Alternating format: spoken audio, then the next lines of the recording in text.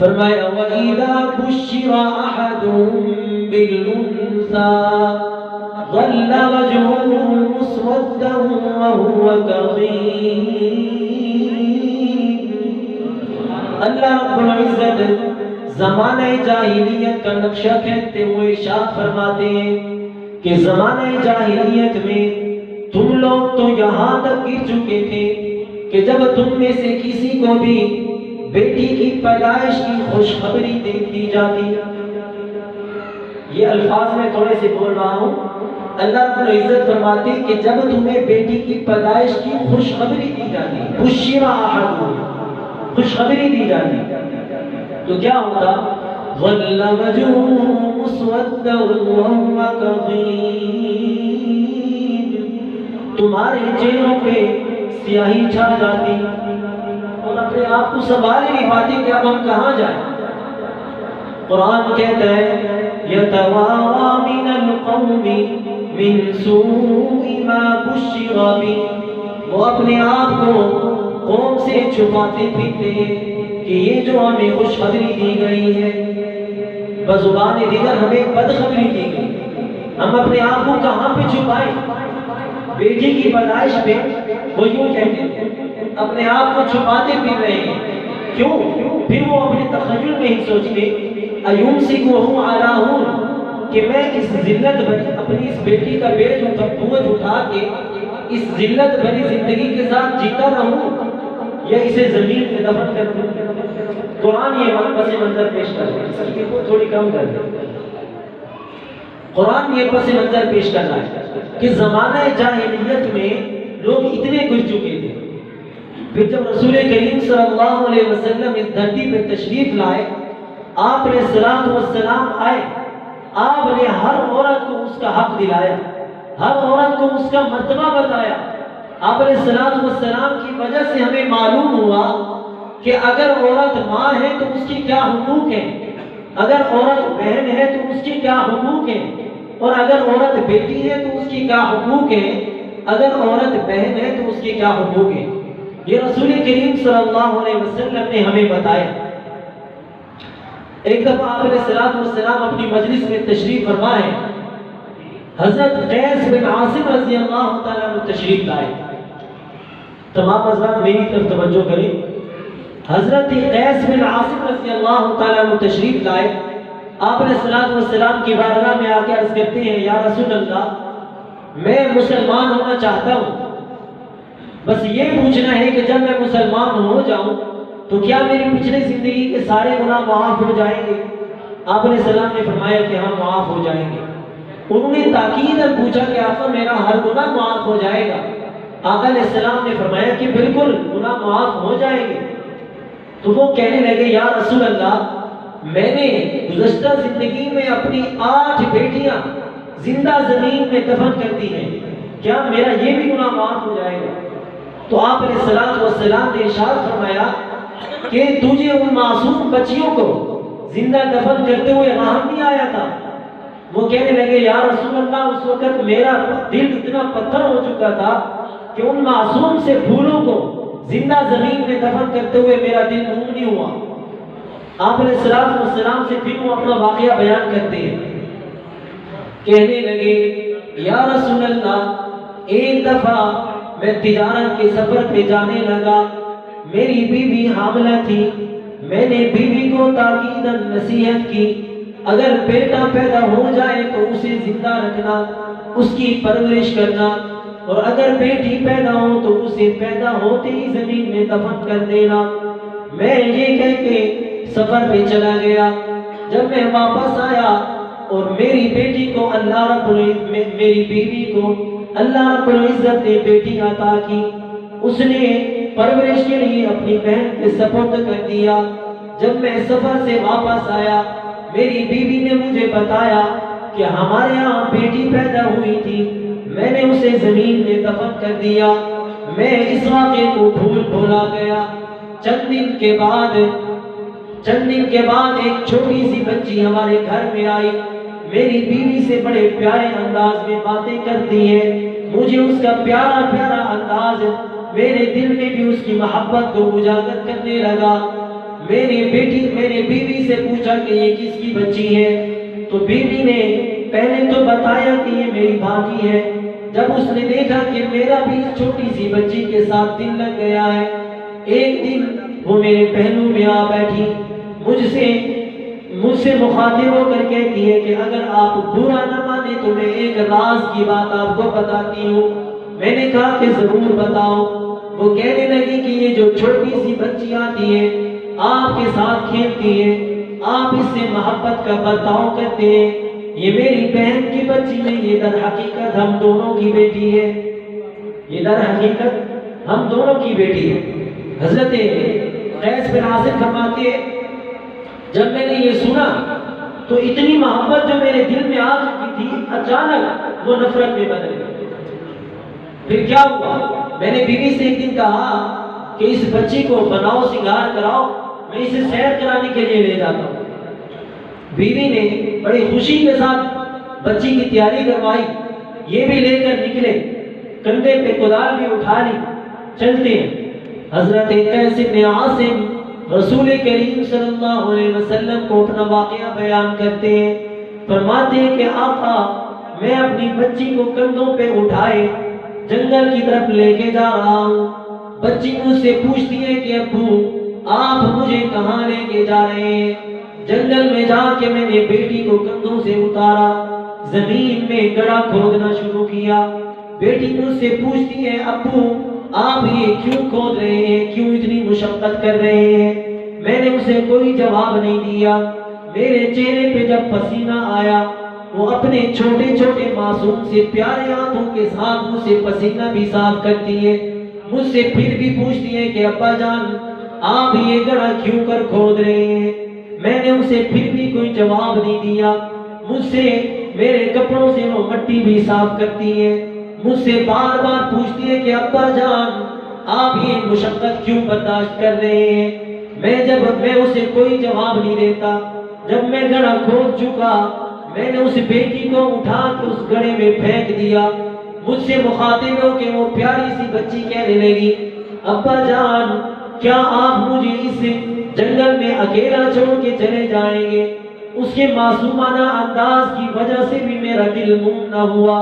میں نے اس پہ مٹی ڈال دی، مٹی ڈال کے یا رسول اللہ میں واپس آ گیا۔ مجھے نہیں معلوم کہ بعد میں اس میری معصوم سے بچی اور پھول کے ساتھ کیا ہوا۔ آقا میں یہ بار بار اس لیے پوچھتا ہوں کہ کیا میرا یہ گناہ بھی اللہ رب العزت کلمہ پڑھ لینے کے بعد معاف فرما دیں گے یا نہیں؟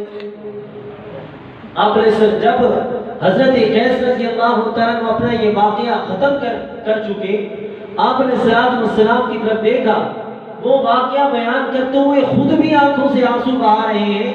آپ نے صلوات والسلام کی آنکھوں سے بھی آنسو روانہ ہے، اور حاضرین میں جتنے صحابہ کرام موجود تھے ہر آنکھ سے آنسو روانہ ہو چکے۔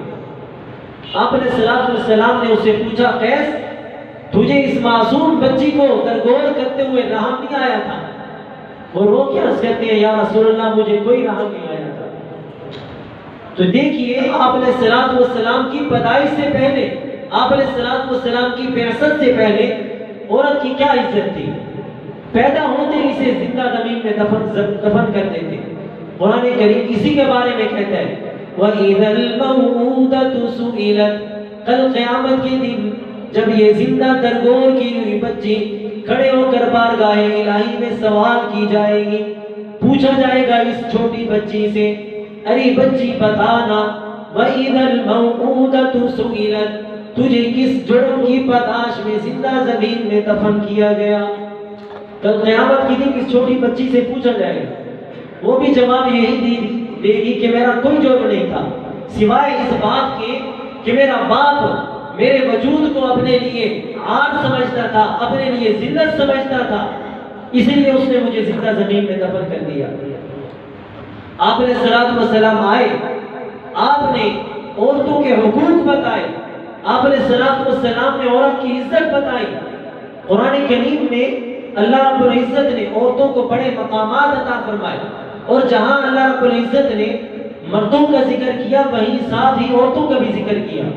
اور بلکہ میں یوں کہوں کہ اسلام وہ واحد مذہب ہے جس نے اگر مردوں کے سر پر نبوت کا تاج سجایا ہے تو عورتیں وہ ہیں جنہوں نے نبی کو جنم دیا ہے، عورتیں وہ ہیں جنہوں نے نبی کی پشت پناہی کی ہے۔ اور اس بات کی بھی کوئی انکار نہیں ہے کہ اس دین اسلام کی جس عورت نے سنگ بنیاد رکھی ہے، جس ذات نے سنگ بنیاد رکھی ہے، وہ بھی ایک عورت ہے۔ رسول کریم صلی اللہ علیہ وسلم غار حرا کی خلوت نشینیوں میں آپ علیہ السلام کے پاس جبریل علیہ السلام آئے، آگے کہتے ہیں اقرا، پڑھیے۔ آپ علیہ السلام نے فرمایا ما انا بقاری، میں تو پڑھا ہوا ہی نہیں۔ پھر وہ کہتے ہیں پڑھو، آپ نے فرمایا میں پڑھا ہوا نہیں ہوں۔ تو جبریل علیہ السلام نے آپ علیہ السلام کو زور سے بھیجا، اپنے گلے کے ساتھ لگایا، پھر چھوڑا۔ آپ علیہ السلام سے پھر کہتے ہیں اقرا، پڑھیے۔ آپ نے پھر وہی جواب دیا کہ ما انا بقاری، میں تو پڑھا ہوا نہیں۔ جبریل علیہ السلام نے 3 مرتبہ یہی کیفیت کی، اس کے بعد کہنے لگے اقرا بسم ربک الذی خلق خلق الانسان من علق اقرا وربک الاکرم الذی علم بالقلم علم الانسان ما لم يعلم۔ اللہ رب العزت کے نام کے ساتھ پڑھیے، یہ قرآن ہے، اللہ رب العزت کے نام کے ساتھ پڑھیے۔ اور اسی کو بارگاہ اللہ رب العزت نے دوسری جگہ پہ یوں بیان کیا، فرمایا وَكَذَلِكَ أَوْحَيْنَا إِلَيْكَ رُوحًا مِّنْ أَمْرِنَا مَا كُنْتَ تَدْرِي مَا الْكِتَابُ وَلَكِنْ جَعَلْنَاهُ نُورًا نَهْدِي بِهِ مَن نَّشَاءُ مِنْ عِبَادِنَا وَإِنَّكَ لَتَهْدِي إِلَى صِرَاطٍ مُسْتَقِيمٍ۔ اللہ رب العزت فرماتے ہیں کہ یہ وہ نور ہے جس کے ذریعے ہم چاہتے ہیں، جس کو چاہتے ہیں ہدایت دیتے ہیں، جس کو چاہتے ہیں ہدایت دیتے ہیں۔ اللہ رب العزت نے قرآن کریم کو متعدد مقامات پہ نور کہا ہے، روشنی سے تعبیر کیا ہے۔ اور یہ قرآن ہی در حقیقت وہ لہریں کتاب ہے جس کی وجہ سے ہم اندھیروں سے نکل کر روشنیوں میں آتے ہیں۔ اللہ رب العزت ایک اور جگہ پہ ارشاد فرماتے ہیں لَقَدْ جَاءَكُمْ مِنَ اللَّهِ نُورٌ وَكِتَابٌ مُبِينٌ، یہ اللہ رب العزت کی طرف سے تمہارے پاس نور آیا ہے، کتاب مبین آئی ہے۔ تو میں عرض کر رہا تھا کہ جب رسول کریم صلی اللہ علیہ وسلم کو پہلی وحی پیش آئی، آپ علیہ السلام گھر میں آئے، آگے فرمانے لگے انی خشیت علی نفسی، مجھے اپنی جان کا غم ہو رہا ہے، مجھے اندیشہ ہے کہ کہیں میری جان ہی ضائع نہ ہو جائے۔ تو حضرت خدیجہ رضی اللہ تعالیٰ عنہا تو آپ علیہ السلام نے فرمایا زمیلونی زمیلونی، مجھے چادر اڑاؤ، مجھے چادر اڑاؤ، مجھے سردی لگ رہی ہے، بخار کی کیفیت محسوس ہو رہی ہے۔ تو حضرت خدیجہ الکبریٰ رضی اللہ تعالیٰ عنہ چادر لائیں، آپ علیہ السلام کو چادر اڑائی اور آپ کے سرہانے بیٹھ گئے۔ آپ علیہ السلام کو تسلی دیتے ہوئے کہنے لگی کلا واللہ لا یخزیک اللہ ابدا، کلا واللہ لا یخزیک اللہ ابدا، میرا محبوب آپ پریشان نہ ہو، اللہ آپ کو کبھی ضائع نہیں ہونے دیں گے۔ اللہ کے محبوب پریشان ہونے کی ضرورت نہیں، کیوں؟ انک لتصل الرحم، آپ تو صلہ رحمی کرنے والے ہیں، آپ تو توڑنے والوں کے ساتھ جوڑنے والے ہیں، آپ توڑنے والوں کے ساتھ جوڑنے والے، جوڑنے والوں کے ساتھ جوڑنے والے نہیں، وہ تو ہر کوئی ہوتا ہے۔ آپ کی شان یہ ہے کہ انک لتصل الرحم، آپ توڑنے والوں کے ساتھ جوڑنے والے ہیں، وتحمل الکلہ، آپ کمزوروں کے لیے بوجھ برداری کرتے ہیں، کمزور لوگوں کا بوجھ اٹھا کے ان کے گھروں تک چھوڑا دیں، یہ آپ کی خاص شان ہے، یہ آپ کی خاص شان ہے۔ فرمایا وَتَكْسِبُ الْمَعْدُومَ، آپ ناداروں کے لیے کما کے انہیں کھلاتے ہیں، وَتُقْرِي الضَّيْفَ، آپ مہمان نوازی کرتے ہیں، وَتُعِينُ عَلَى نَوَائِبِ الْحَقِّ، آقا آپ تو جو جن کو مدد کی ضرورت ہے، مظلوم لوگوں کی آپ مدد کرتے ہیں، جس شخصیت کی یہ صفات ہوں اسے اللہ کیسے ضائع کر سکتے ہیں؟ تو آپ کو پریشان ہونے کی ضرورت نہیں ہے۔ تو دیکھیے رسول کریم صلی اللہ علیہ وسلم کی دین اسلام کی آواز پہ لبیک کہنے والی سب سے پہلے عورت ہی، اور دین اسلام پہ جس عورت نے، جس ذات نے سب سے پہلے جان کا نذرانہ پیش کیا وہ بھی ایک عورت ہے، حضرت زنیرہ۔ تاریخ اسلام کو پڑھ کے دیکھیے، حضرت زنیرہ وہ عظیم شخصیت ہے جنہوں نے اس اسلام کی خاطر اپنی جان کا نذرانہ پیش کیا۔ جب انہوں نے کلمہ اسلام پڑھا، رسول کریم صلی اللہ علیہ وسلم پہ ایمان لائے، ابو جہل ہذہ فرعون ہذہ الامہ، اس امت کا فرعون آقا علیہ السلام نے فرمایا یہ زنیرہ کے پاس آتا ہے، کہنے لگا زنیرہ اگر تم چاہتی ہو کہ تمہاری جان بچ جائے تو پھر تمہیں محمد پہ ایمان کو چھوڑنا ہوگا۔ حضرت زنیرہ فرماتی ہے یہ جان تو سکتی ہے لیکن رسول کریم صلی اللہ علیہ وسلم کی غلام بننے کے بعد آقا کی نافرمان نہیں بن سکتی، آقا کا کلمہ نہیں چھوڑ سکتی۔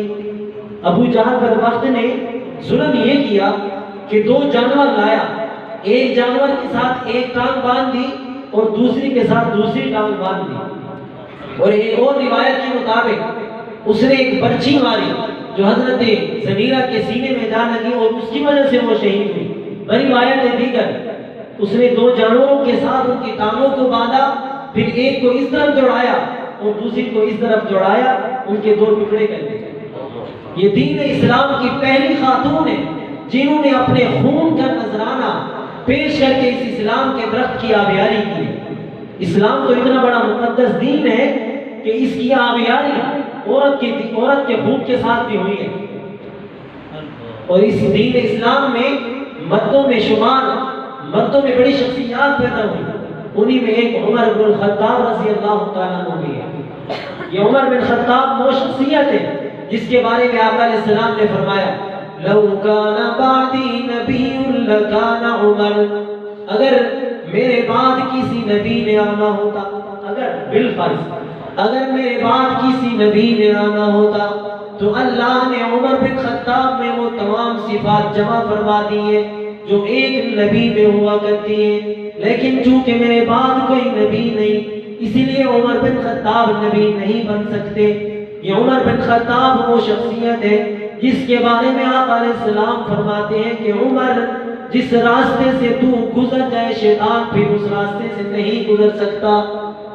ایک روایت میں پڑھ رہا تھا کہ شیطان کے ایک دفعہ حضرت عمر بن خطاب سے آمنا سامنا ہو گیا، حضرت عمر رضی اللہ تعالیٰ عنہ سے شکست دی، دوسری مرتبہ پھر آیا، پھر اسے بھگا دیا، تیسری مرتبہ جب آیا تو حضرت عمر بن خطاب رضی اللہ تعالیٰ عنہ سے تھپڑ رسید کر، اس کے بعد حضرت عمر بن خطاب کی وفات تک وہ کبھی سامنا نہیں کر سکا شیطان۔ یہ ہے عمر بن خطاب۔ یہ عمر بن خطاب ہاتھ میں ننگی تلوار لیے رسول کریم صلی اللہ علیہ وسلم کو شہید کرنے کے ارادے سے گھر سے چلتے ہیں۔ راستے میں ایک صحابی سے ملاقات ہوئی، صحابی نے پوچھا کہ عمر کہاں جانے کا ارادہ ہے؟ ذرا آپ کے تیور بدلتے ہوئے نظر آ رہے ہیں، کہاں جا رہے ہو؟ عمر بن خطاب کہنے لگے کہ میں آج مسلمانوں کے پیغمبر محمد کی گردن قلم کرنے جا رہا ہوں۔ صحابی کہنے لگے عمر تم محمد کے پاس بعد میں جانا، پہلے اپنے گھر کی تو خبر لونا، تمہاری بہن فاطمہ بنت خطاب اور اس کا شوہر یہ دونوں تو محمد کا کلمہ پڑھ کے اس کے غلام بن چکے ہیں۔ حضرت عمر بن خطاب جلال میں آ گئے، فوراً بہن کے گھر کا رخ کیا، بہن کا دروازہ کھٹکھٹایا، بہن بھی تو حضرت عمر بن خطاب کی تھی، کھٹکھٹانے کے انداز سے ہی وہ سمجھ گئے کہ عمر آ گیا ہے، فوراً پڑھانے والے استاد کو بھی چھپا دیا، قرآن کریم کے اوراق بھی چھپا دیے، دروازہ کھولا۔ عمر بن خطاب نے پوچھا کہ بہن فاطمہ تم کیا کر رہی تھی؟ میں نے سنا کہ تم محمد کا کلمہ پڑھ کے مسلمان ہو گئی ہو، تم بے دین ہو گئی ہو۔ فاطمہ کہنے لگی، حضرت عمر بن خطاب کی بہن فاطمہ کہنے لگی ہاں میں نے اپنا دین چھوڑ کے محمد کا دین اپنا لیا ہے، اس میں قباحت کیا ہے؟